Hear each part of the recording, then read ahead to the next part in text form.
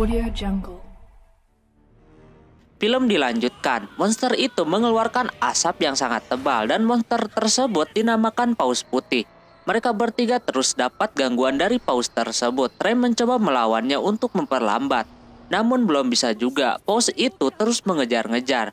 Ada momen ketika Rem mempunyai rencana untuk turun dari naga dan akan menghalangi paus putih tersebut. Subaru nampak tidak setuju akan hal itu, tapi Rem tetap ngeyel lalu membuat si Subaru pingsan. Dia langsung turun. Setelah itu si Subaru terbangun dan mencari si Rem yang kagak ada di situ. Paus putih itu belum terlihat lagi. Mereka beruntung bisa lolos. Namun Subaru marah-marah. Nyuruh balik lagi, tapi Otto kagak mau ngabulin permintaannya. Dia masih bersyukur bisa lolos. Pedang suci pertama aja dikalahkan sama paus tersebut. Tapi tetap aja Subaru mengkhawatirkan si Rem. Tak lama tiba-tiba si Otto tidak mengingat si Rem yang membuat Subaru marah di situ. Ketika mereka sedang ribut, di pinggirnya terdapat paus putih lagi. Otto gak ngerti lagi kenapa ngejar-ngejar dia. Subaru mulai kepikiran kalau mungkin paus itu mengincar si Subaru karena tertarik sama baunya. Alhasil si Otto mendorong Subaru ke bawah dan ditinggalkan. Tapi anehnya itu paus kagak mau memakan si Subaru, lalu dia memanfaatkan buat kabur. Tak lama seketika suasananya berubah. Terus Subaru berjalan kembali dan bertemu dengan naga daratnya si Otto. Ottonya udah meninggal. Keesokan paginya Subaru akhirnya sampai di perbatasan Mathers. Ada bocil-bocil desa di sana. Kali ini Subaru kagak terlambat, namun Subaru pingsan. Bangun-bangun dia udah ada di rumah si Roswell. Dia masih memikirkan si Rem. Ram meminta penjelasan apa yang udah terjadi padanya dan juga sama si Emilia. Terus si Subaru menceritakan tentang si Rem, tapi si Ram tidak tahu siapa itu si Rem. Bahkan dia tidak punya adik bernama Rem. Dia terkejut, kejadian-kejadian sebelumnya pun kagak ada sangkut pautnya dengan yang namanya Rem. Karena kesal Subaru ke kamarnya dan benar aja kagak ada penghuninya. Situasinya udah kagak ngerti lagi. Subaru harus cepat-cepat keluar dari tempat tersebut. Lalu Subaru memberanikan diri ke kamarnya si Emilia. Dia mencoba membawa si Emilia keluar dari tempat tersebut. Namun Emilia kagak ngerti maksud dari si Subaru. Dipaksa-paksa pun Emilia kagak mau. Subaru pun menceritakan tentang si Rem kepadanya. Dan tentunya si Emilia kagak tahu siapa dia. Subaru auto nangis. Terus dia mencoba mengeluarkan kata terlarangnya lagi. Kini dia merasakan tidak ada sakit. Namun si Emilia yang terkena serangan tersebut dan mati. Singkat cerita Betty datang. Dia udah kagak tahan berada di situ. Subaru meminta Betty membunuhnya karena dia kagak mau terlibat dalam hal apapun. Subaru dikirimkan ke hutan melalui portalnya si Betty. Namun tak lama sekte penyihir beserta Betelgeuse muncul. Dia sangat senang kalau Emilia berhasil dibunuh. Ketika mau diambil dan disiksa menggunakan tangan semuanya, si Subaru menghindar dan hanya dialah yang melihat tangan tersebut. Tapi Subaru tetap terkena serangan itu dan mau menyiksa si Emilia. Untungnya datang si Pak mengeluarkan kekuatannya. Pak langsung murka menghajar siapapun yang ada di bawah sana.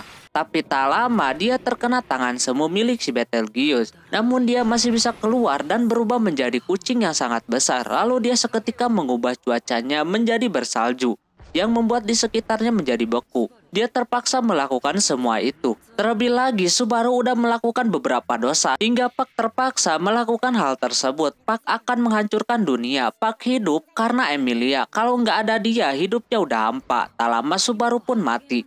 Dia mendengar tawaan macam Betelgeuse yang ada di dalam dirinya. Setelah itu Subaru bangkit kembali. Subaru langsung membawa si Rem pergi dari tempat tersebut dan mengobrol. Bahwasannya dia mengajak Rem ke barat dan meninggalkan kota Lugunica. Terus mereka berdua akan menjalani hidup berdua. Si Rem mengerti maksudnya kalau mereka bakalan menjalin hidup layaknya seorang suami istri.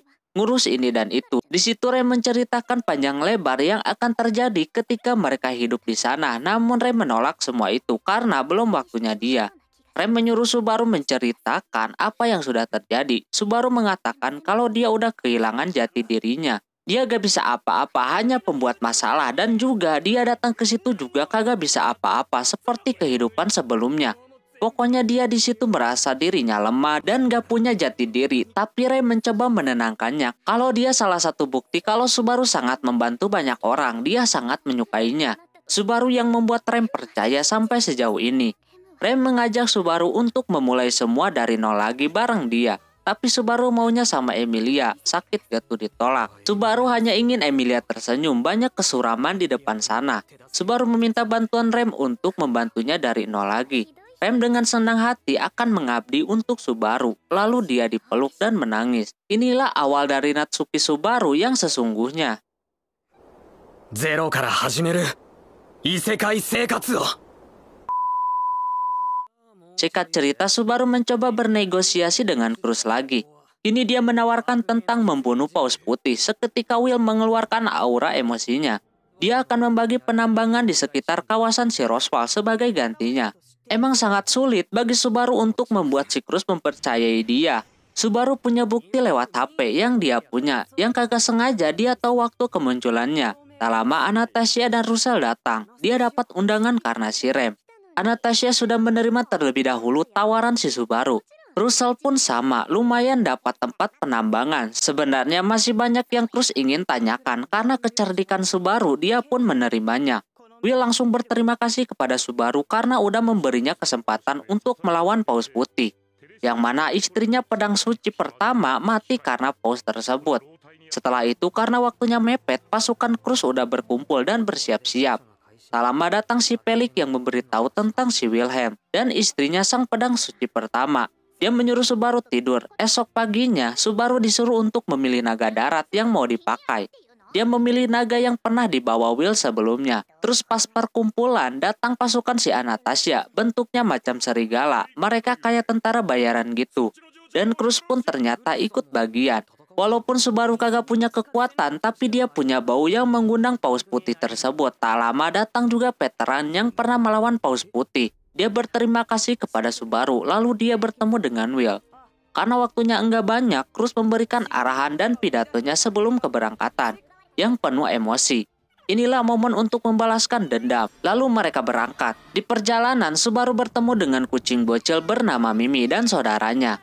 Kecil-kecil tapi udah jadi komandan. Dan juga si serigala tadi atau Ricardo yang menenangkan pikiran si Subaru. Persiapan mereka udah matang ternyata. Singkat cerita mereka sudah sampai dan beristirahat terlebih dahulu. Subaru dan Rem main-main dekat pohon plugel. Sebenarnya Rem belum percaya kalau Paus Putih beneran bakalan datang ke situ. Namun Rem dengan pengabdiannya dia percaya penuh kepada Subaru. Subaru langsung terharu di situ. Lalu mereka mendekati si Will yang lagi lihat bunga. Dulunya istrinya suka banget lihat bunga daripada main pedang. Tapi pedanglah yang melekat di dalam dirinya. Will dulu pernah mengambil pedang sucinya. Namun balik lagi dia sangat beruntung bisa dapat kesempatan untuk balas dendam. Will berterima kasih. Subaru minta untuk bekerja sama. Setelah itu para pasukan sudah siaga menunggu alarm Subaru berbunyi. Tak lama alarmnya berbunyi dan benar saja Paus Putih itu datang. Rem langsung menyerangnya dan seluruh pasukan mengikuti si Subaru. Sebagian memulai dengan serangan jarak jauh. Mereka bertarung habis-habisan sampai beberapa kali serangan terjadi kepada Paus itu namun belum bisa mengalahkannya juga. Lalu Will yang selalu terdepan mencoba combo sama Ricardo untuk mengambil matanya.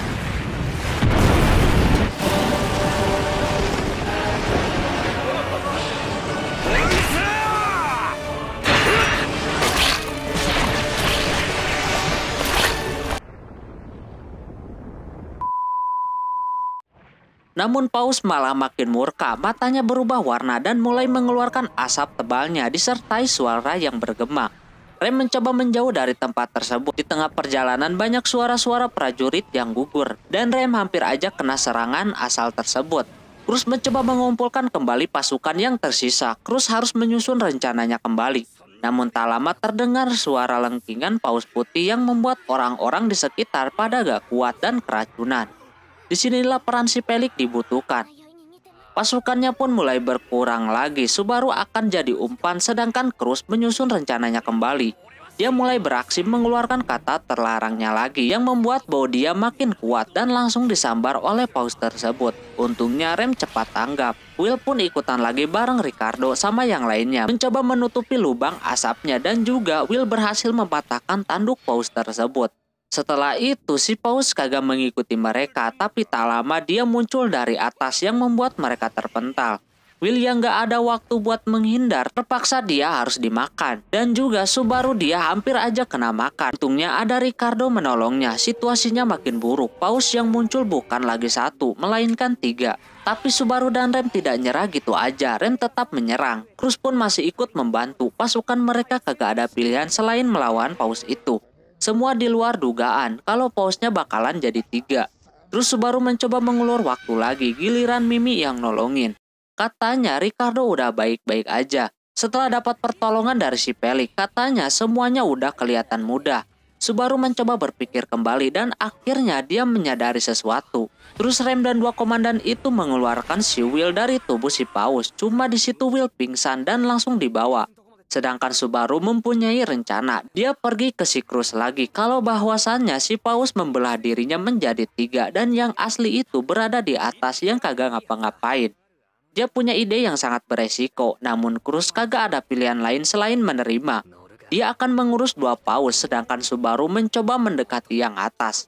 Terlihat prajuritnya udah pada bengong semua. Cruz mencoba untuk mengangkat semangatnya lagi, masa kalah dengan Subaru yang lebih lemah daripada prajuritnya. Dengan omongan si Cruz, akhirnya mereka bersemangat kembali dan memberikan perlawanan kepada si Paus. Ini Subaru siap dengan rencananya. Rem mengirim Subaru ke atas sana dan menaiki si Paus yang asli. Lalu dia terjun dari atas lalu mengeluarkan kata-kata terlarangnya lagi. Yang membuat bau sihirnya begitu menyengat yang membuat Paus itu mengikutinya. Rem pun langsung melok Paus tersebut dan prajurit yang lain menumbangkan pohon plugel sehingga si Paus tertimpa pohon tersebut. Dan akhirnya rencana tersebut berhasil. Lalu ditutup dengan pembalasan si Will untuk istrinya dengan menuntaskan Paus putih tersebut. Nemure, Tokoshie ni.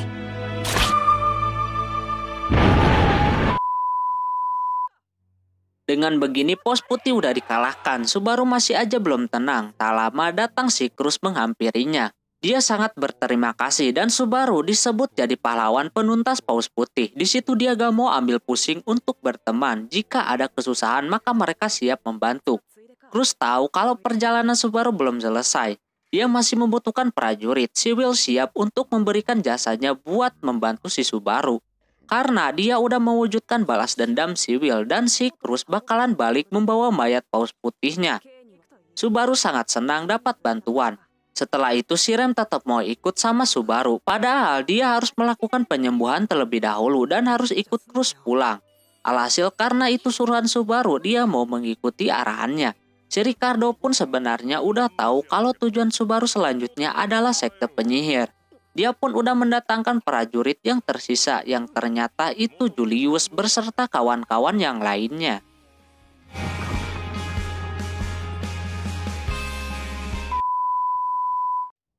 Oke, mungkin segitu dulu untuk video kali ini. Mohon maaf bila ada kesalahan dalam penyebutan nama, tempat, atau yang lainnya. Dan sampai jumpa di video selanjutnya. Jamatane, bye-bye.